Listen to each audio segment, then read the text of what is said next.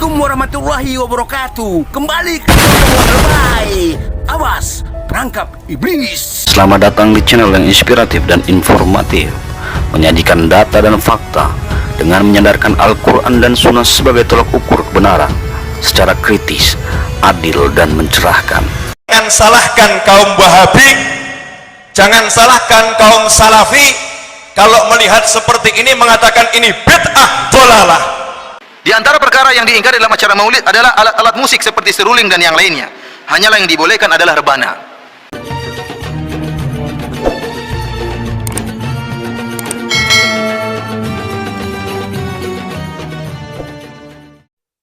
Bismillahirrahmanirrahim. Allahumma sholli ala Muhammad wa ala ali Muhammad. Saudaraku seiman, seislam, semanhaj, salafi, ahlussunnah wal jamaah, seutuhnya, semurninya. Insya Allah kalian dalam keadaan sehat walafiat, tetap tegar dalam sunnah Rasulullah. Kita terus tampil mengimbangi informasi yang berseliweran di luar sana. Mereka tidak objektif, mereka tidak akurat. Inilah perang pemikiran sesama umat Islam, sesama bersaudara. Nggak apa-apa, wajar, lumrah. Mereka memandang kita subjektif, menilai sesuatu bukan karena ilmu, bukan karena data, tapi karena perasaan. Kalau ada keluarga kita dari salaf melakukan satu kesalahan, langsung mereka beredar,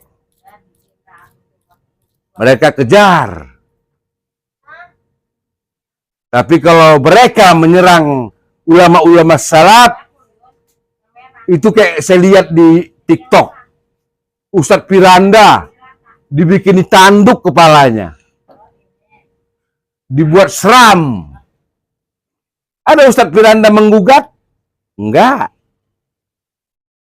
Karena Ustadz Piranda itu orang berilmu. Beliau objektif untuk memberikan penjelasan. Nih, apa itu subjektif dan objektif? Kita dengar sebentar. Sebagai ilustrasi, oke. Nah, menurut KBBI ini, Kamus Besar Bahasa Indonesia ya, subjektif adalah mengenai atau menurut atau pandangan perasaan sendiri, tidak langsung mengenai pokok atau halnya.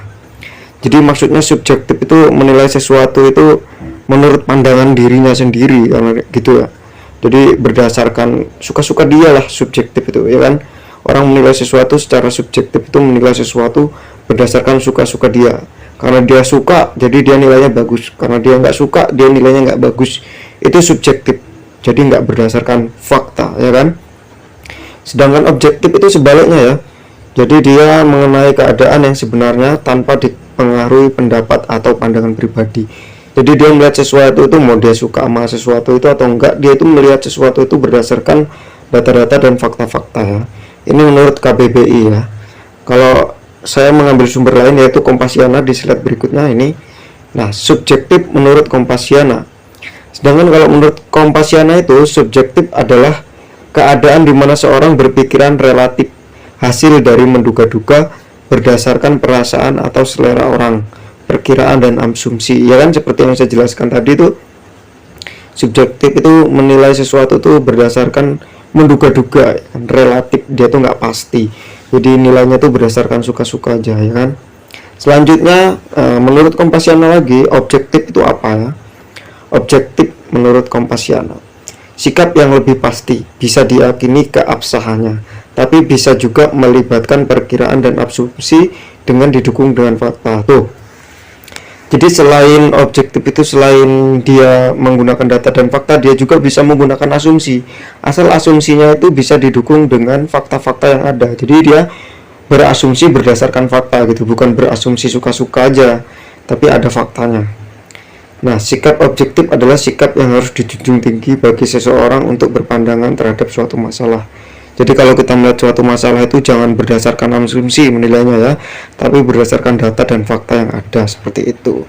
Lanjut ke kesimpulan, karena ini to the point, jadi ini langsung kesimpulan aja. Subjektif itu memandang sesuatu dengan selera. Contoh, ketika Anda membandingkan si A dan si B, karena Anda tidak suka si A, maka asumsi penilaian Anda kepada A menjadi buruk. Begitupun sebaliknya. Sedangkan objektif adalah Anda dapat menilai sesuatu berdasarkan fakta-fakta yang nyata.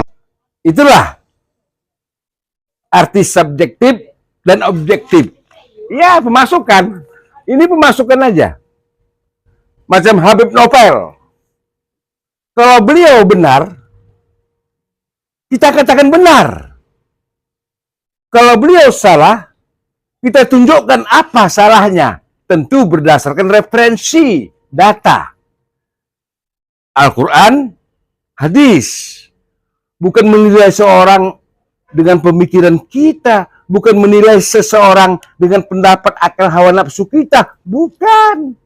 Jadi kalau ada yang mengatakan orang-orang salaf memponis, menyalahkan amaliyah orang lain, salah. Ulama-ulama salaf menyampaikan risalah hadis bahwa amal-amal mereka itu salah, bid'ah.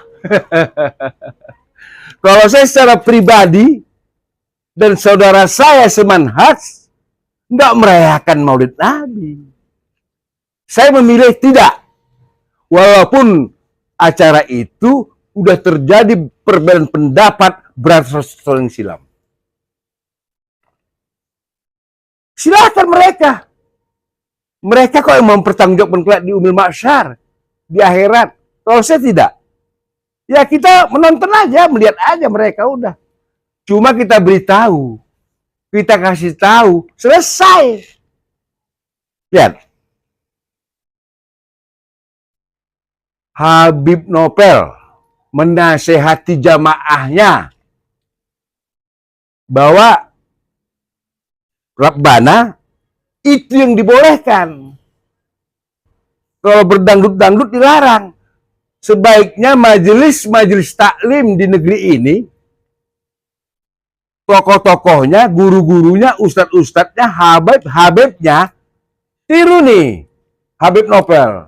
Diberi pengarahan jamaahnya. Nggak sembarangan. Insya Allah. Kalau gurunya benar, muridnya pun benar. Yuk kita dengarkan yuk. Apa komentar Habib Novel? Saya mau majlis ini manfaat. Saya lihat banyak anak muda pinter nabuh rebana, tapi sayang rebananya ngerok.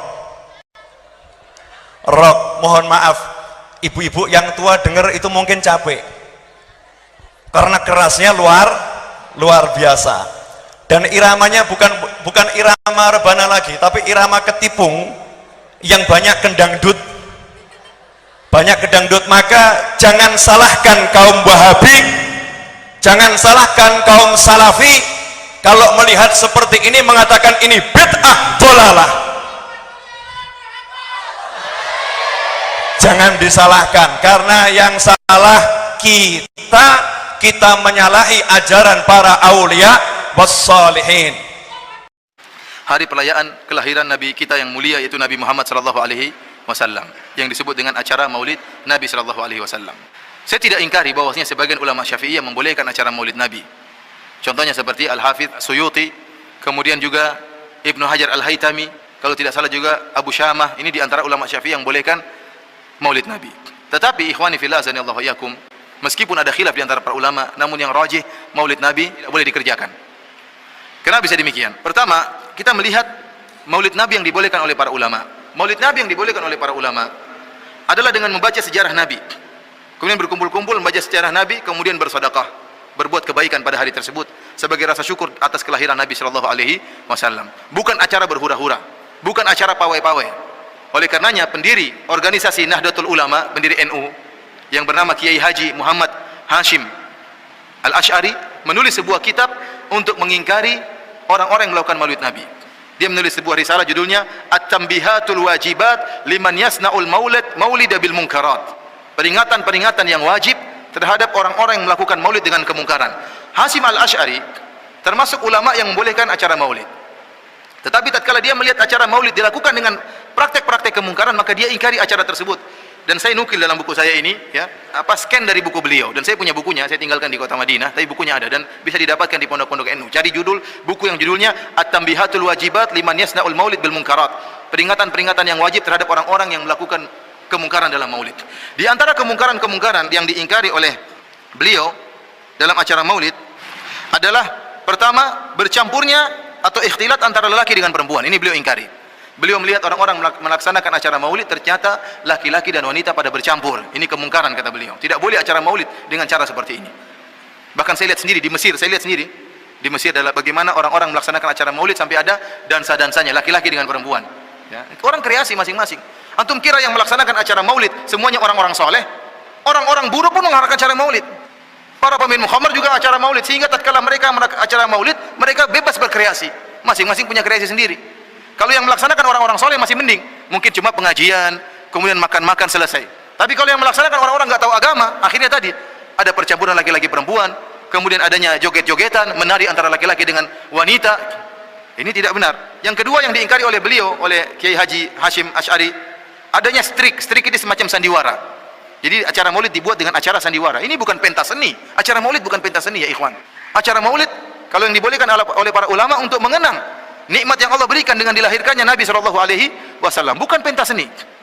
Sekarang kita lihat, subhanallah, saya kemarin ke Serang, ke Anyar, lihat orang-orang bikin acara maulid sambil membuat patung kalajengking, patung kuda, kemudian pawai, kemudian mobil ditempel dengan uang dolar. Saya bilang, apa hubungannya? Apa dengan buat patung-patung ini menambah iman? Justru ada ijma ulama, tidak boleh membuat patung-patung makhluk yang bernyawa, tidak boleh. Ini malah dipakai buat acara maulid. Kenapa? Yang melakukan orang-orang nggak ngerti, tidak tahu syariat. Kemudian kalau bikin pawai-pawai ini, bikin pawai kira butuh waktu sedikit, butuh waktu banyak. Perlu begadang, kemudian mungkin desainnya, kemudian beli ininya, kertasnya butuh biaya, bikin macam-macam. Akhirnya jadilah patung kuda atau patung patung kalajengking macam-macam. Terus bikin patung seperti, apakah menambah iman? Iman jadi tinggi gara-gara bikin patung-patung tersebut? Atau menambah dosa? Akhirnya apa? Acara maulid ramai-ramai, acara sholat zuhur hilang orang semua. Tidak ada yang sholat zuhur berjamaah. Ini diingkari oleh siapa? Pendiri NU. Di antara perkara yang diingkari dalam acara maulid adalah alat-alat musik seperti seruling dan yang lainnya. Hanyalah yang dibolehkan adalah rebana. Jadi Hashim Asy'ari mengatakan, kalau acara maulid, karena ini adalah perayaan, kata dia, boleh, tapi rebana saja. Lebih dari rebana nggak boleh. Ya, dan ini dalam syariat juga disebutkan. Ulama 4 mazhab bersepakat bahwasanya alat musik hukumnya haram. Yang diperbolehkan hanyalah rebana, itu pun dalam acara-acara perayaan seperti Idul Fitri, Idul Adha, dan walimah. Oleh karenanya Hashim Asy'ari mengatakan demikian juga maulid boleh pakai rebana. Lebih dari itu tidak boleh, seperti seruling dan yang lainnya. Bagaimana kemudian acara maulid dengan pakai gitar, dengan putar lagu dangdut? Ya, aduh, ini acara maulid. Apakah nambah iman dengan dangdutan, goyang-goyang, nambah iman kepada Allah dan Rasulnya? Nambah mencintai Nabi? Tidak ada. Kemudian di antara yang diingkari oleh Hashim Asy'ari, mubadzir dalam mengeluarkan harta untuk perkara yang berlebih-lebihan dan tidak bermanfaat. Iya, bikin kue banyak-banyak. Apa ini seperti ini yang diinginkan oleh Nabi SAW? Kalau mau cara maulid seperti perkataan para ulama, kumpul uang kasih orang miskin. Itu maulid yang benar. Kalau mau melaksanakan maulid, sebagaimana pendapat sebagian ulama. Baca sirah Nabi, bagaimana Nabi dilahirkan, bagaimana perjalanan hidup Nabi, bagaimana dakwah Nabi, nambah iman itu. Kemudian bersedekah kepada fakir miskin. Disebutkan perkara yang diingkari juga adalah joget dan tari-tarian. Ada acara joget dan tari-tarian dalam acara maulid, ini diingkari juga. Nyanyian-nyanyian, ini juga diingkari dalam acara maulid. Apalagi ini saya sebutkan tadi, ini ringkasan dan saya sebutkan bukti-buktinya dari buku beliau, perkara-perkara yang diingkari oleh Hashim Asy'ari yang terjadi di acara maulid. Bagaimana lagi dengan kemungkaran yang lebih dari itu? Contohnya apa? Meyakini Nabi ikut hadir dalam acara maulid. Ini sering diyakini oleh banyak orang-orang yang melaksanakan maulid. Sehingga mereka mengadakan acara berdiri, menyambut kedatangan Nabi berdiri. Qala al-badru alaina. Kenapa Nabi datang ikut maulid? Subhanallah, ya. Itu pun hadisnya lemah, hadis dhaif, Qala al-badru alaina. Itu pun Nabi masuk ke kota Madinah, bukan datang ke Pondok Indah atau ke kemudian berdiri mengatakan Qala al-badru alaina. Ini meyakini apa? Meyakini ruh Nabi keluar dari kuburan. Ini tidak benar. Ini khurafat, ya ikhwan. Para sahabat waktu Nabi meninggal, mereka semua menangis. Menangis mereka, Nabi SAW meninggal. Kalau ruh Nabi masih bisa keluar, mereka tidak perlu menangis, kan bisa ketemu Nabi kapan-kapan saja. Terus telah terjadi banyak permasalahan tatkala Nabi setelah meninggal. Banyak peperangan, terjadi kaum muslimin yang terbunuh. Namun tidak satu orang pun dari sahabat datang ke kuburan Nabi, wahai Nabi, saya mau diskusi. Tidak ada. Ali bin Abi Thalib khilaf dengan Muawiyah, khilaf yang sampai terjadi pertumpahan darah. Kenapa Ali dan Muawiyah tidak datang ke kuburan Nabi yang mengatakan, ya Rasulullah, kami khilaf, tolong beri jalan solusi kepada kami. Kalau ruhnya Nabi masih bisa keluar, tentunya masih bisa diskusi. Dan ini khurafat. Dan ikhwani fillah azanillahu wa iyyakum, kalau roh Nabi bisa keluar, logikanya begini. Sekarang ada orang melaksanakan maulid 100 maulid atau 5 maulid lah di tempat yang berbeda pada waktu yang sama. Berarti Nabi waktu keluar gimana? 5 ruhnya langsung terbelah 5. Satu sebelah sana, satu sebelah sana, satu sebelah sana. Yang lebih parah daripada itu, meyakini Nabi keluar dengan jasadnya dari kuburan. Ini benar. Seperti Thariqah Rifaiyah. Ahmad Rifai, yang dikatakan ada orang khilaf tentang Ahmad Rifai, apakah dia Habib, keturunan Nabi atau bukan. Tapi dia mengaku, dan dikatakan oleh para pengikutnya, Ahmad Rifai ini pernah datang ke kota Madinah pada tahun sekian. Dan dia menyampaikan senandung syairnya di hadapan kuburan Nabi. Dia mengatakan, cucumu rindu kepada sang kakek, ingin menjabat tanganmu. Maka setelah dia menyampaikan syair tersebut, tiba-tiba kuburan Nabi bergetar, kemudian tangan Nabi keluar.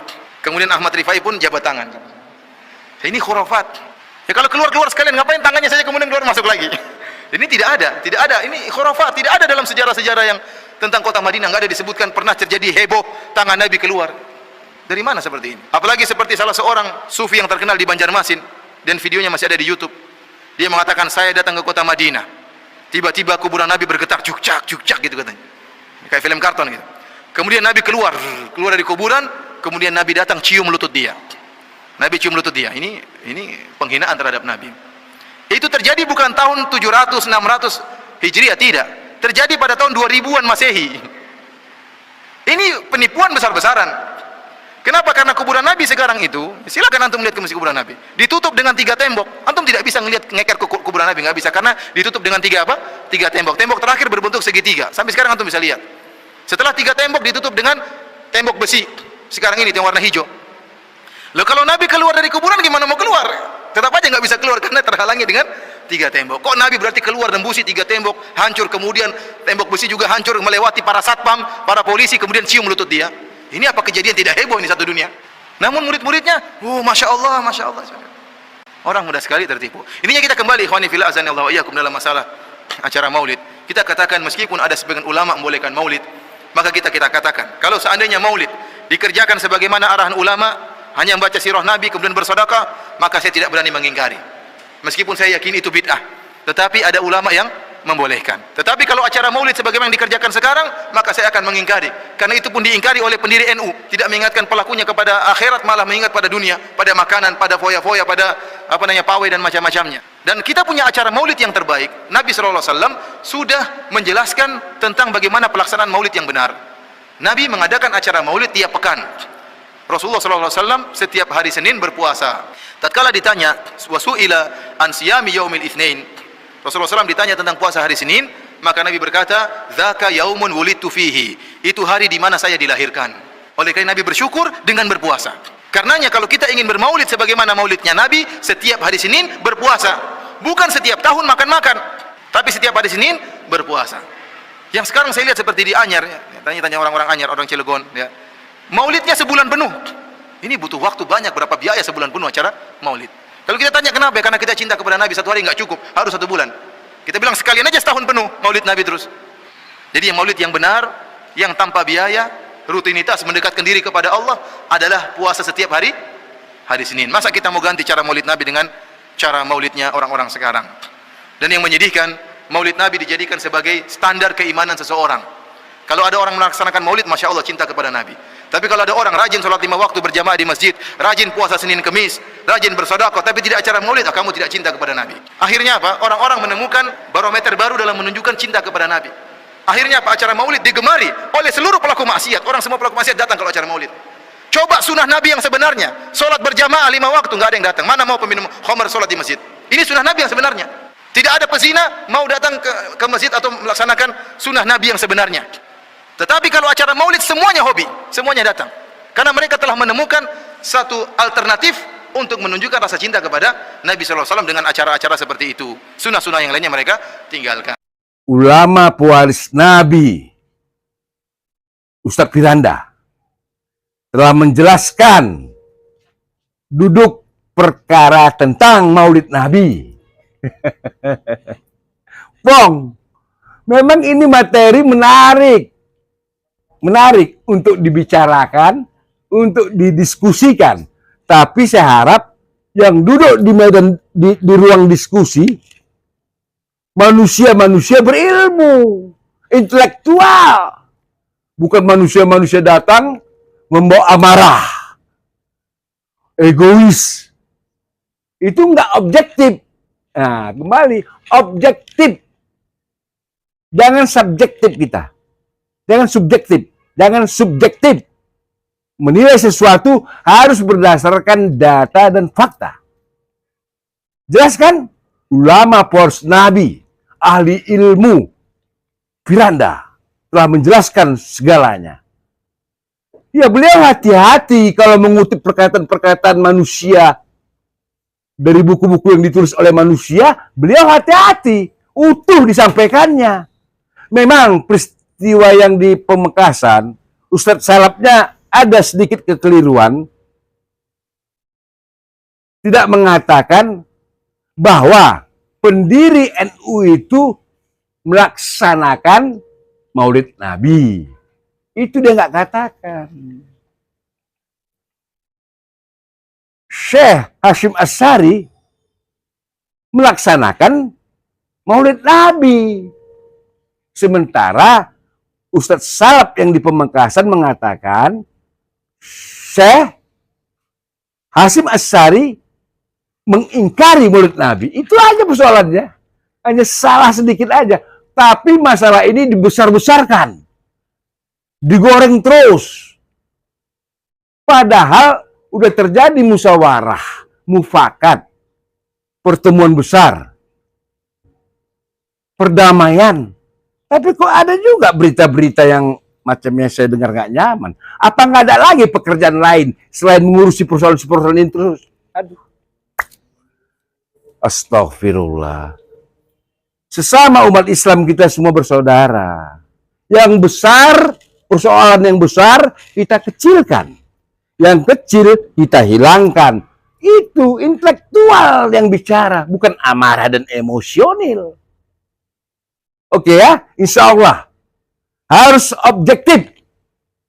Itulah ciri-ciri intelektual. Itulah ciri-ciri manusia berilmu. Bukan dengan marah, bukan dengan dengki, bukan dengan fitnah, tapi dengan ilmu pengetahuan bersumberkan dari Al-Quran dan Sunnah Rasulullah Muhammad SAW bin Abdullah bin Abdul Muttalib bin Hashim bin Abdul Manaf. Oke? Wassalamualaikum warahmatullahi wabarakatuh. Alhamdulillahi Rabbil Alamin.